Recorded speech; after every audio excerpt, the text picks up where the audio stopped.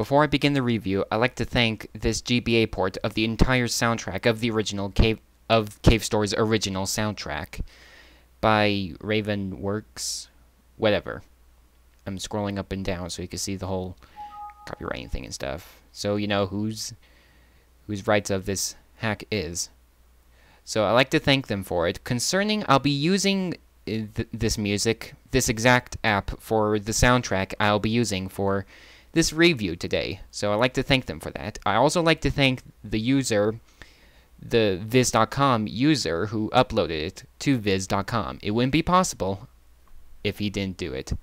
So I'd like to thank him for it. Alright, with that out of the way, let's begin. Hello everybody, Skippy Gamer here. Welcome to my video review of Cave Story. I'd like to thank the YouTube user Balrog for uploading the video review for this game. It was one of the main inspirations for me to download and play it. Check out his channel sometime, and please do. He is hilarious in his videos. Always. Cave Story is an indie game that one man made. It took him 5 years to make. 5 years! Wow. Talk about dedication. But it was worth it. Okay, let's start with the story, shall we? The story begins with a strange dude walking up to a skull with a crown on it. That will be explained later. Starting a new file, you see a dude on a computer trying to contact someone named Sue. Then we come to our main character, Quote, a robot who lost his memory. Lost his memory somehow. I don't know. After we get our first gun and explore a bit, we come to a small village inhabited by rabbit-like creatures called Mimigas. Aww, what cute rabbits. Although the first two Mimigas we see are named King and Taroko. We end up crashing the argument with our crash landing. It hurt, by the way. It turns out that King wants Taroko to give him the key to the house Sue is living in, so he can turn her into a man known as the Doctor. Doctor Who? However, Taroko refuses due to their friendship. When we meet Taroko properly, a big toaster named Balrog bursts through the door. Hey Balrog, you are paying for the door, right? Along with a witch named Misery. They take Taroko, mistaking her for Sue, away. Well, great Scots to that. I will stop there in telling the story of Cave Story.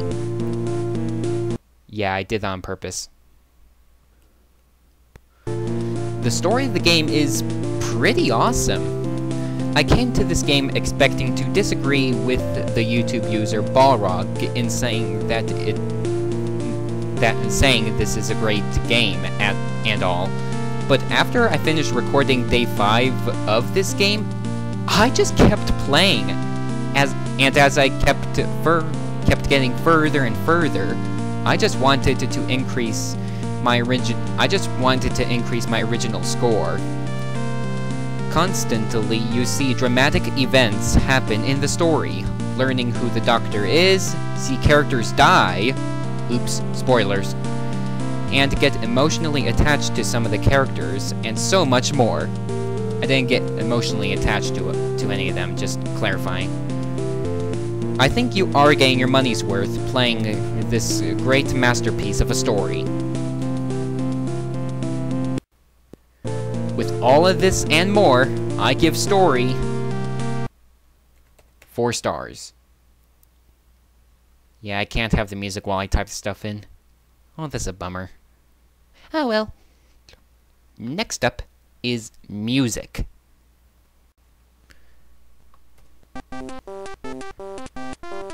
Now, I'm not too big into the soundtrack except for some songs. There are other soundtracks to the game depending on which port you have. And for this version, it's okay, but it's not my thing. Although the last battle is kinda of an exception. But the way the music and sound effects are programmed is kind of cool. Both the music and sound effects have modern sound effects, but have a classic game style to them. Which is clever because the game is supposed to bring back the feeling of that retro games had back then. And I think he had a great idea on the music. The sound effects do sound like a retro game, like retro games, Ep.8 too. So making the sound and music the way he did is clever. But despite all that, I'm not a total fan of it. So I give it 2 stars. Sorry, I'm just not big into the soundtrack. Next is graphics. The graphics are good, believe it or not. The design is supposed to be that of a retro game, and they did okay, but it doesn't seem like it to me.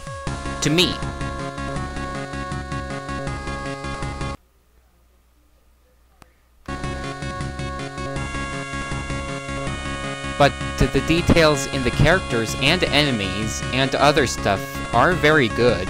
The characters are very detailed from all body parts. No, nothing sexual shown. Promise. The only problem I have with it is the color.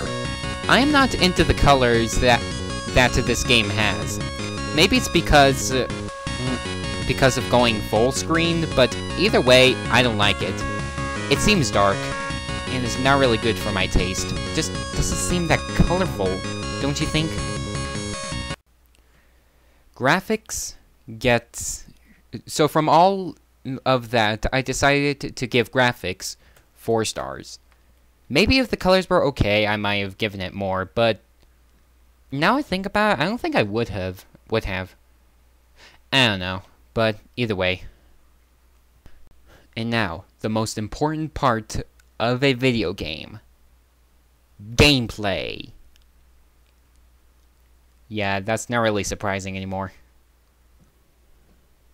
The gameplay is pretty good.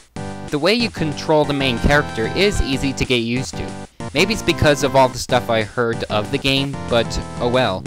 It was easy to master. But how you interact with characters and doors, etc. was unusual to me, and when I was pressing every button on my keyboard, or not pressing the right key, I thought the game was broken, and I thought I had to reinstall it.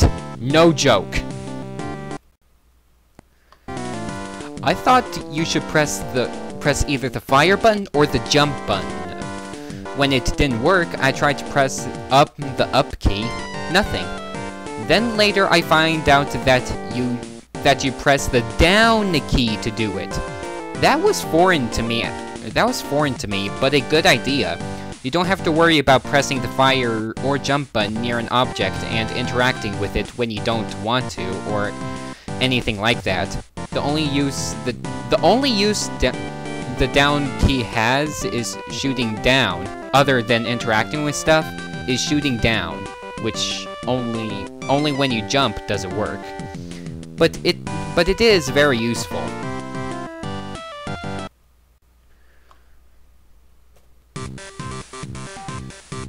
The only controls you use in the keyboard is Z, X, A, S, Q, W, and the arrow keys. Although you can also choose between using the keyboard and the gamepad.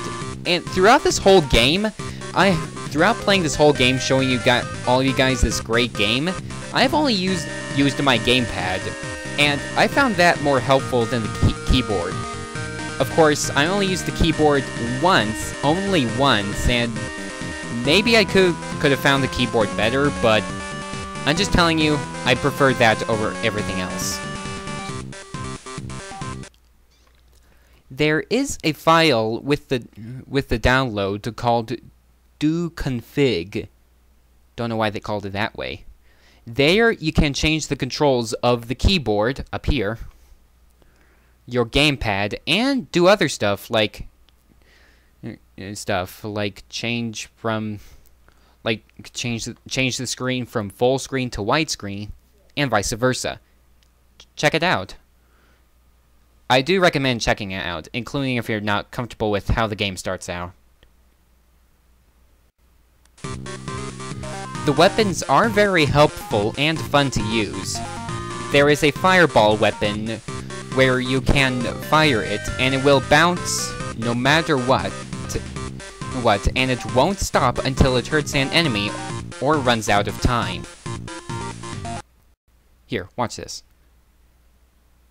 Once this loads up, there we go.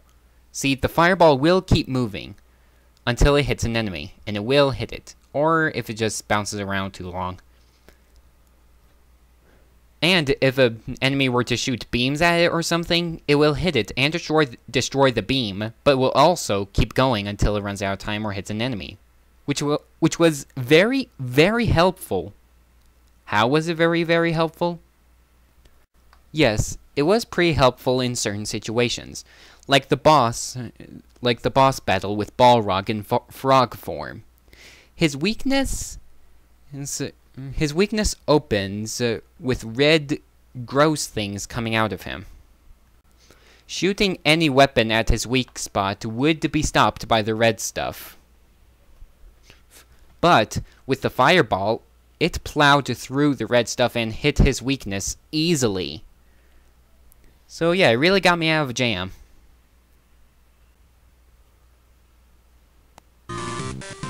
There is a machine gun you get that never runs out of bullets, but limits how much you can use in one setting. And more. You can level up weapons to increase their abilities, strengths, etc. All weapons can go up to level 3 only, so that's how far you can level up. But, sorry if I yelled in your ear, you should really, really try not to take damage so much or at all. Why, you may ask? Because all weapons you level up will level down. No, I am not kidding. If you are careless and get hit too many times, you will drop all the way to level 1 on whatever weapon you have equipped. It's a bummer, I know, but be careful. I should probably have said this earlier, but the gameplay to this game is considered a Metroidvania game. Yeah, it's like a Metroid game, a bit. You can see some resemblance of a Metroid game, too. You probably saw it earlier in the footage, but for one, you can find life capsules around the game, like Metroid. I don't know if you need to shoot a wall or anything like that to get it. You get a weapon known as the rocket launcher, and you shoot to rockets, but you only have a limited supply of missiles. You can also find missile expansions too, like Metroid.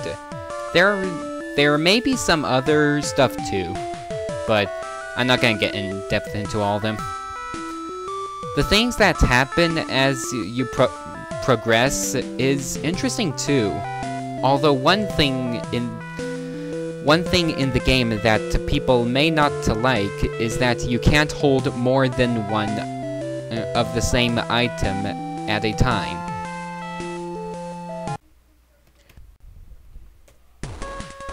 Like, there is an item called the jellyfish juice that you get, and you have to use it twice, and you can't hold more than once. So after you got it once, you are asked to get it again. What are you asked to do? Well, in my own words, in my own words, you have to use the jellyfish juice once to get to the next area, but you can't hold more than once, just keep that in mind. And then you are asked to get 3 things. The third thing is the easiest thing to get, but now you have... one of the ones you have to get is jellyfish juice, but you already used it once, so you have to go back and get it. But you have to use it up again to get the second thing you need to get for the side quest, which is charcoal. Then you need to go back and get the jellyfish juice again, then get this gum thing, whatever it is. It's very complicated sometimes.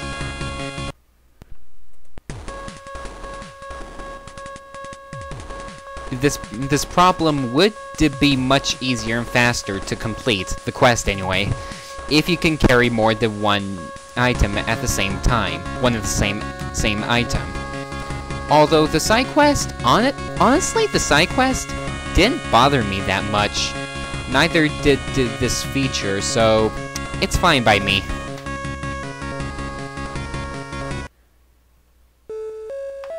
There is so much I can say about the gameplay, but I think I'll stop there.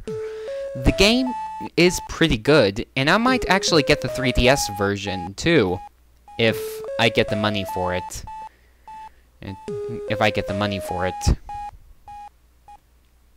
Sorry. All in all, I recommend this game to everyone. It's fun. I played this game a bit more after I recorded day 5 of this week.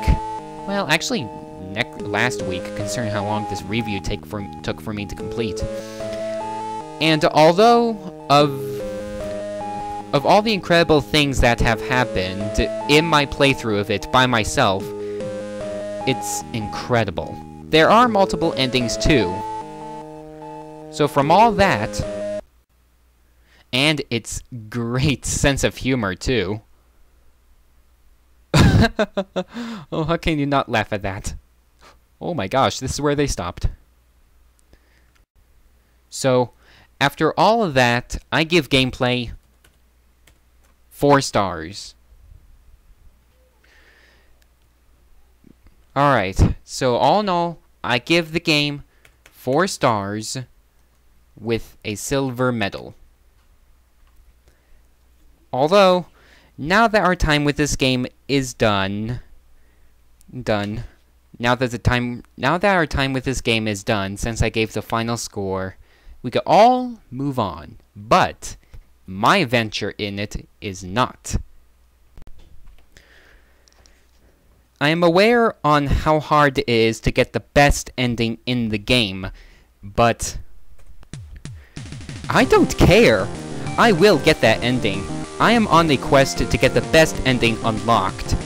Go through hell, now called the Bloodstained Sanctuary, and to beat Balos once and for all. All people who are new to the game don't know what I mean, but people who have got to the best ending knows what I'm talking about. And no matter what challenges this game may throw at me, no matter how hard that final level will be, without checkpoints, no matter what, I will be victorious. I just really want to get that out in the open. I have an adventure with Cave Story.